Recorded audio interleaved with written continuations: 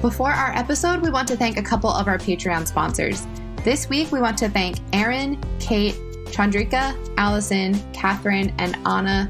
We really appreciate you and everyone else who has gone to patreon.com/sartorialgeek to help keep this little community going. Thank you so much, and we hope you enjoy the episode. Today's episode is sponsored by Karen Hallian. Karen Hallian is an incredible illustrator who creates all kinds of whimsical art of our pop culture favorites and some real-life heroes. If you go to KarenHallian.com, you can find all the places to shop, all the places to follow her online, and a link to my personal favorite, her Patreon. I've been a Patreon supporter for over a year, and my favorite thing is that she sends out coloring book pages of her illustrations, which, if, like me, you love de-stressing with a little nerdy coloring, this is the perfect place for you. Head to KarenHallian.com to check her out right now. Hey, welcome to the Sartorial Geek Podcast. I'm Jordan today, and today I am here with Omar Morales. Hello, how are you? Hey, Jordan. What's up? Thanks for having me. Yeah, I'm so excited. We've been talking to some people working on comics, which is super cool. And you are also a person working on a couple different comics projects.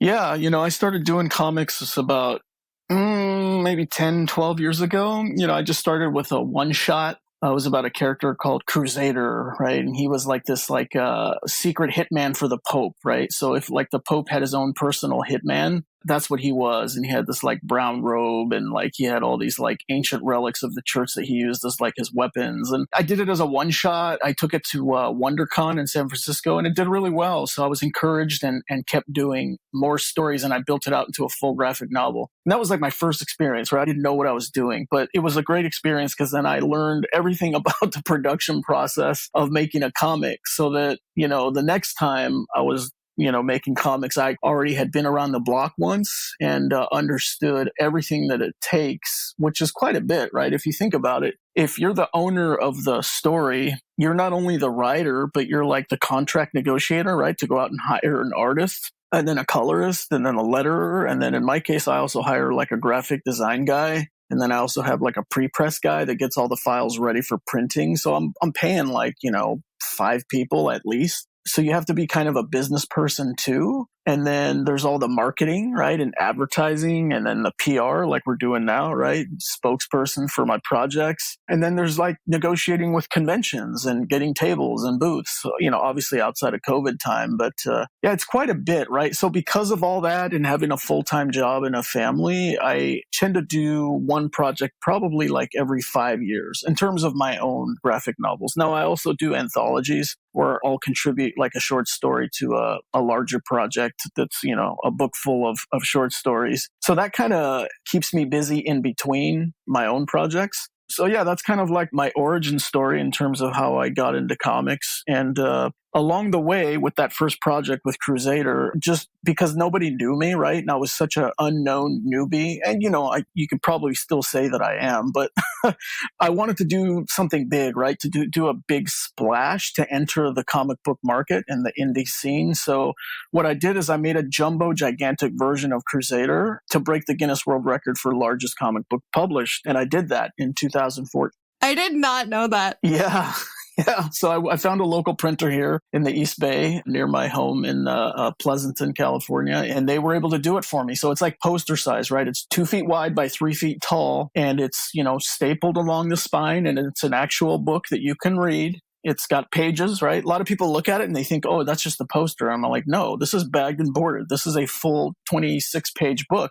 Or 28. That's amazing. Yeah, including the covers. So I did that in 2014, broke the record, and got a lot of international publicity right off the bat with my very first book. And it kind of, put my name out there. So that was a lot of fun.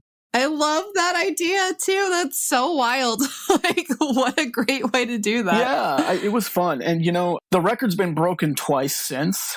So the record I broke was for a Kiss comic. It was the band Kiss that had made a comic, and it was black and white. I beat the Kiss comic by like 2 inches on the sides and like 3 inches up and down. And then a Brazilian comics publisher came in maybe 5 years after me in 2019 and beat my record just by a hair, like by a few centimeters width and height. That's so annoying. And, it was bound to happen. And then more recently, it got broken again. And I can't remember the publisher. I want to say it was an American publisher that broke it. And I think it was also a black and white comic. So where I think I've got everybody beat is mine was full color, right? It had a barcode on the back.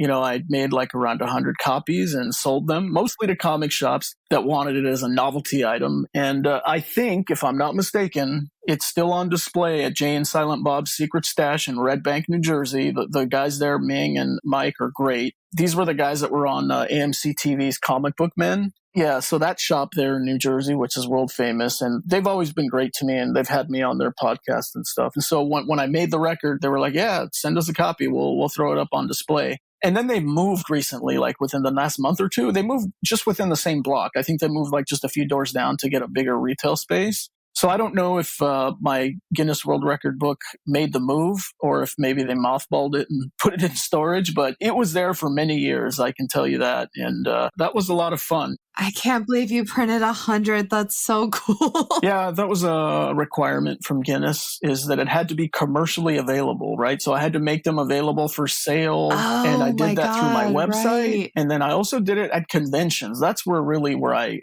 unloaded most of my copies, is at conventions, because at shows, right, there are retailers, comic book retailers there that have booths, and eventually they'd see my book and they'd be like, "Hey, I'd love to have a copy of this for the store." And, I gave them all deals, right? I didn't charge them full price. I certainly didn't charge them what it cost me to print. So I gave them deals, and that was good for me, right? To publicize myself inside their stores. And then, most of them would agree to carry my graphic novel. It was like a 156-page graphic novel, hardcover.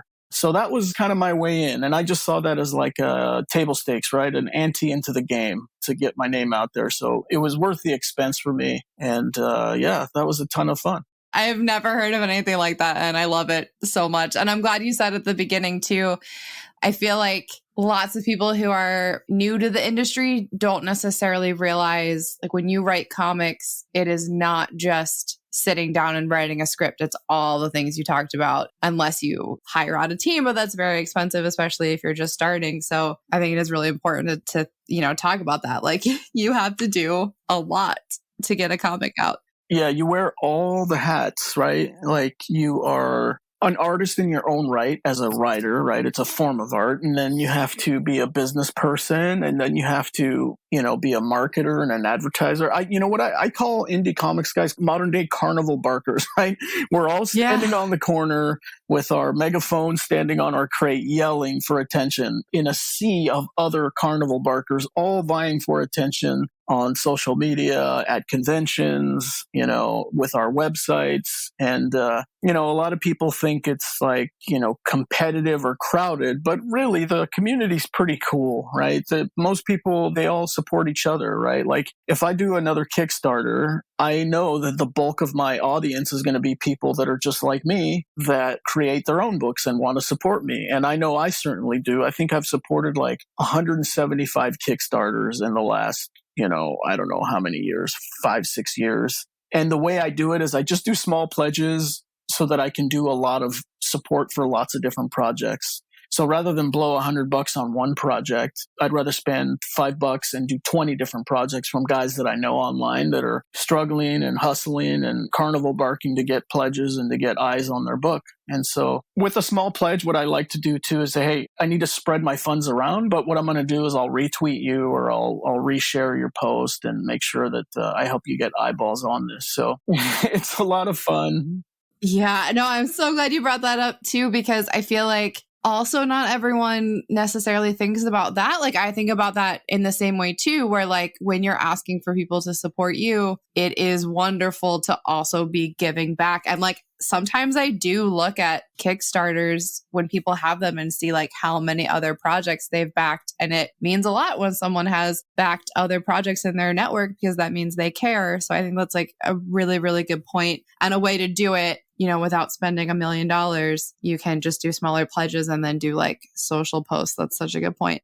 Yeah, I love supporting the community, and hopefully someday they support me back if I do another Kickstarter. But my plan for now, though, is with my next project called Major Tomas. It's about a Latino astronaut, right, who starts off as an immigrant farm boy, and he dreams of being a NASA astronaut, and he achieves that dream. And on his first mission, he gets lost in space, right? He's like the first human to launch into hyperspace on a very important mission to find like another Earth, right? Another planet that's viable for humanity to colonize someday. And he gets lost in space. I'm starting production on that book in like 2 weeks with a very, very talented artist, a good friend of mine he's from Costa Rica. And the colorist is also going to be from Costa Rica. And then I've got a local U.S. Letterer. The whole team is going to be Latinos, right? We wanted to do this together to be authentic, right? And so for art, we have Serge Acuna. And then on colors, we have Raul Angulo. And then for letters, we have Taylor Esposito, who's been around the business for a while. And he's done a lot of books for major publishers, DC, Marvel, etc.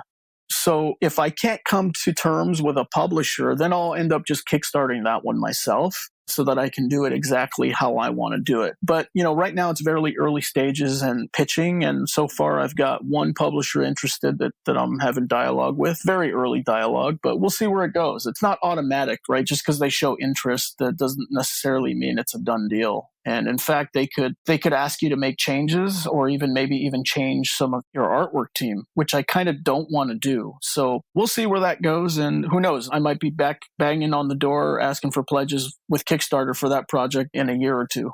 That totally makes sense, especially you do have to make those decisions as a creator, like what, changes you're willing to make and what you're not. And so I think Kickstarter is a really wonderful platform for creators who want to make exactly what they want to make. So I totally get that. Yeah. I mean, there's trade-offs, right? Like with doing it yourself and doing it to your own specifications, you have the full control of the story, the art team, the marketing, everything. But then, your reach isn't as big and you're out there hustling for pledges and asking people to put money into it. Versus, if you have a publisher doing it for you, then they're paying for the printing and, they'll do some of the marketing, not all of it. I mean, you're still responsible for pushing your own book, even if you're getting published. But, this is one of the reasons I like Scout Comics is they are firm believers in go ahead and kickstart your book first.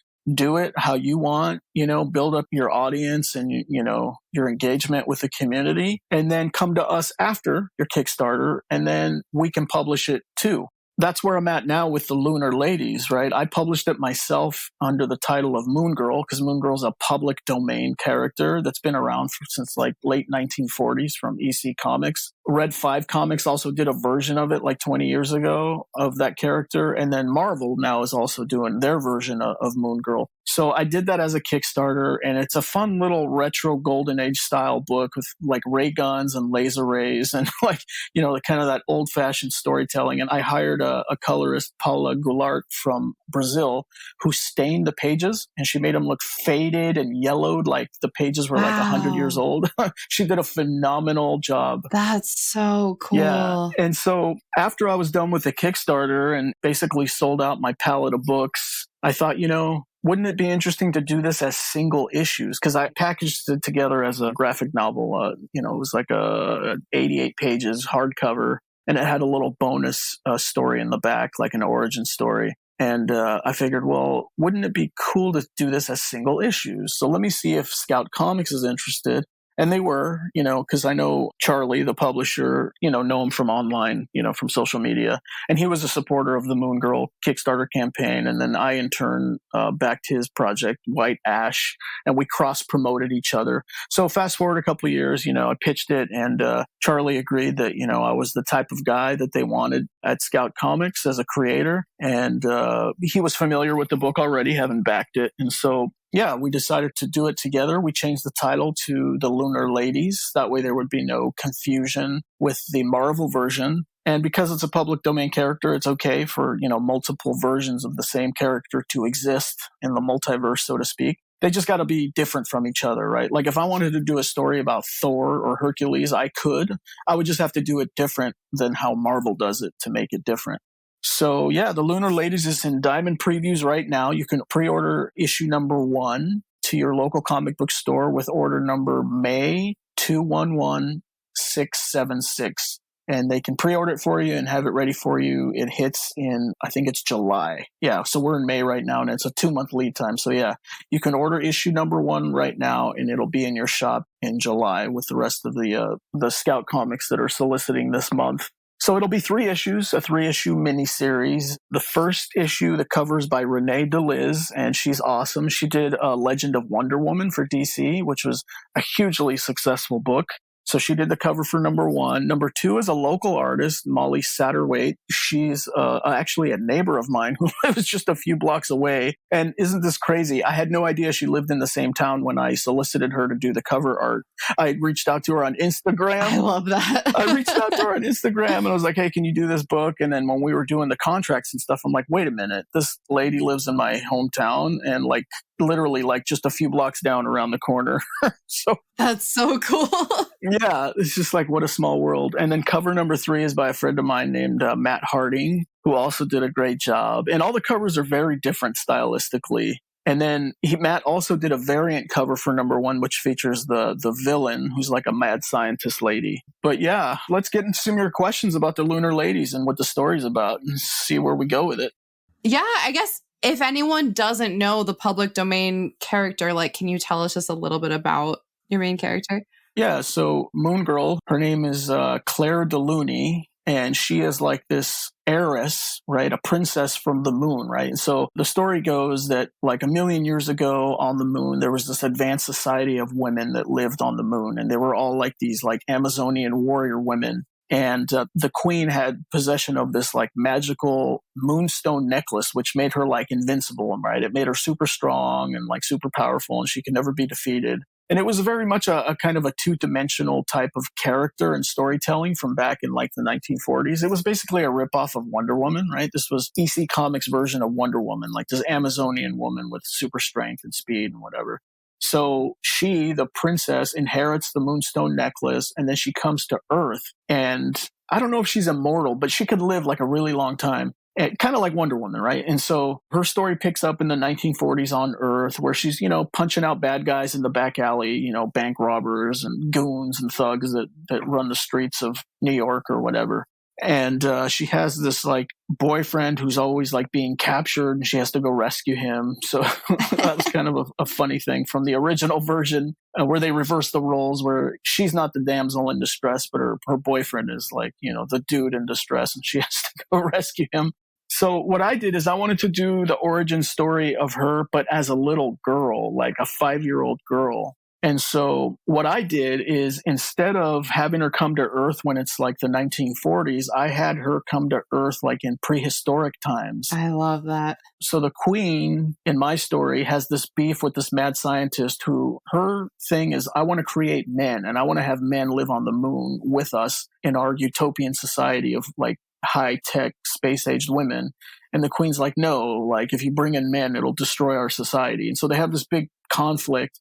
The queen takes the moon necklace, gives it to her young daughter, and then her lover and her wife flee to Earth with the little girl and the necklace. And so the villain finds out and chases them to Earth, and it's prehistoric Earth. So there's all these like, mastodons and like saber-toothed tigers roaming around the Earth, and there's cave people. And so part of the story is in between the chapters, right? Because it's 3 issues, or in the graphic novel, it's 3 acts, right? So in between the stories, I have this like evolving cave painting where at the end of issue 1, we see a crude cave painting that the cave people are drawing of Moon Girl and her 2 mommies. And then in the second one, they add to the cave painting where they draw like the moon above her head. And then we see the necklace with all this like vibrant energy coming out of it. That was their interpretation of this magical necklace. And then in like the final cave painting, you see a fully detailed, realized drawing with like animals and like people with spears, and it's like a full-on elaborate thing. And that was kind of my way of telling a story within a story, where like the cave people also had their comic of Moon Girl, right, that they painted up on this cave wall. And so, I don't want to spoil the story, but there's this massive conflict between the mad scientist who ends up successfully cloning men. And she has like this army of clone boys. She calls them the big boys. That's great. Yeah. And they look like the mascot from this old burger diner in California called Bob's Big Boy. That's where it comes from, right? So a lot of people think that like, oh, the big boys look like Astro Boy. And they kind of do, right? But I'm like, actually, no, it's not based on Astro Boy. It's based on the mascot for Bob's Big Boy Burgers. And that's what they look like. So great. Yeah. And they're all kind of creepy because they have these like angry eyes, but they have this like fake plastic smile. And they're super creepy looking. Anyway, so the mad scientist chases them to Earth with her army of clone boys, the big boys. And so the queen and her wife and the daughter enlist like the local cave people. And then they also enlist like animals, right? Like the moon girl with her necklace is able to communicate with animals telepathically. And so she gets like the saber-toothed tigers and the mastodons and the giant sloths to help join their ragtag army of, space women and cave people and animals to fight against the mad scientist and her army of clones. And it's very Buck Rogers, ray guns, laser rays, very old-fashioned kind of storytelling with thought bubbles, right? And visual gags like somebody slipping on a banana peel. So I wanted to capture that like 1940s style of book, but also do like modern pacing where it's only like 4 or 5 panels per page versus like the golden age where you might have had 9 or 12 panels, on a page, and it's super crowded with like too much dialogue and too many captions. This one's more fluid and it moves quickly like a modern comic, but it looks old with the color work that Paula did, staining and fading, the pages so they look 100 years old. So that's basically in a nutshell the summary on the Lunar Ladies, right? Coming from Scout Comics. Order number May 211676. Order it up. See if you like issue number 1. And if you do, I'm grateful to you. And then hopefully you buy issues 2 and 3 as well. Is it still available like together as a graphic novel too, or is that all sold out? I do have some available as a graphic novel. It's a hardcover and it has like a bonus story at the end that's like 8 pages, which is an origin story. And then it has also all the alternate covers as like pinups in the back of the book. And it's available from my website, theforcemedia.com. I think I sell it for like $14 plus shipping. So it might be like $17 altogether. And so, yeah, I do have some of the graphic novels still available. Not many. I'm pretty much dwindled down to not many left. But if you'd rather have it as a full-on graphic novel, you can order it from me on theforcemedia.com. But I'd encourage people to check it out as a single issue, right? It's less of a commitment at $3.99 just to see if you like issue number 1. But then I think Scout also will collect it as a trade, probably next year. If issue 1 drops in July, then issue 2 drops probably September, and then the final issue in December. So probably in 2022, they'll do a collected version. And in that collected version, I really hope that they include these like little cave painting chapter breaks that I included in my version, as well as like the bonus story and the pinups. Like I really hope they do the same kind of package that I did. But it's really up to them. They don't have to, but I'd really dig it if they did. I think the reader gets more of a full experience with all those extras built into it. I mean, it sounds really cool, so I hope they would too, because I think the cave drawings is a really cool touch. Yeah, I really had fun with that. And I'll be honest with you, I'm a huge nerd for the History Channel show Ancient Aliens. Nice. I'm a big fan of that show. And their whole MO is, yes, aliens and sophisticated societies have been visiting the Earth for millions of years, and there's artifacts and there's proof and there's cave paintings. So that's where I kind of got some of that flavor and language for this story. So I loaded my story with lots of Easter eggs for Ancient Aliens fans, because there are things they talk about in that show that I put into the book very subtly, like as background things or as like little Easter eggs that Ancient Aliens fans will for sure recognize and enjoy and probably get a kick out of, because there's some things in there that I don't really explain, right? It's just there. And it's like an Ancient Aliens fan will totally pick up on it versus your average person may not, right? And that's okay with me, right? It's like my little secret coded wink and nod to Ancient Aliens fans, which I'm one of. So I love that. That's kind of an unexpected Easter egg, but that's great. Yes, totally. Like it's so like a niche off of a niche off of a niche. But hey, it's my book and I had fun doing it and retelling the story of Moon Girl in my own way. So she's not an adult like she is in the EC Comics version or the Red 5 version. She's a kid. Marvel also has chosen to do her as a kid. I think in their version, she's like an African-American girl with glasses and she's like super smart. And in my version, she's more Asian. She styles herself with like an Asian style headdress and suit.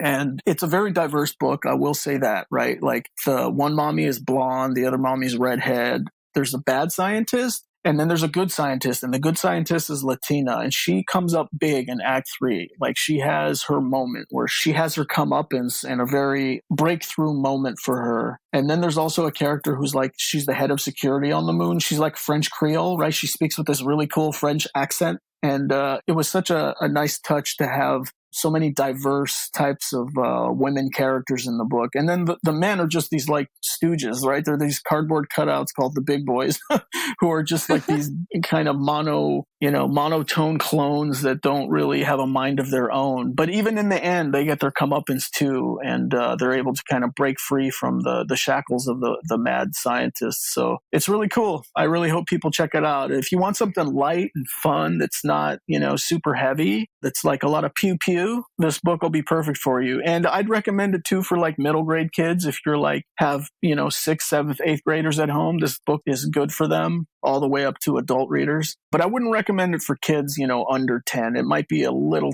bit too hard to understand, but it's got great visuals and some great visual gags. So even if a kid doesn't know how to read, they could still flip through it and kind of get the gist of the story.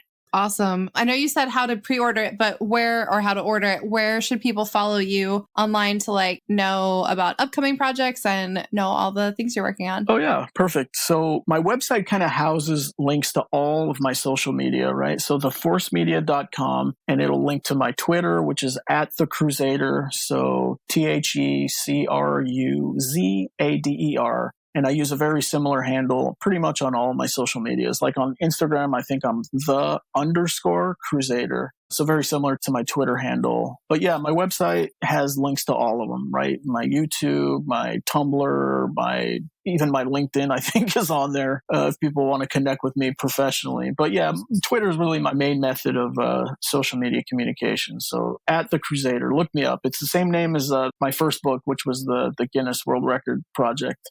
That's awesome. And we'll link to all of that in the show notes too, so people can find it. If they forget, they can just check out the show notes for this episode. Awesome. Appreciate it. Yeah, so nice to meet you. I'm so excited for these projects. They sound great. Oh, thank you, Jordan. I really appreciate it. And I can't wait to link to the show and retweet your future shows, as I'm sure you'll have some more Scout creators on your show.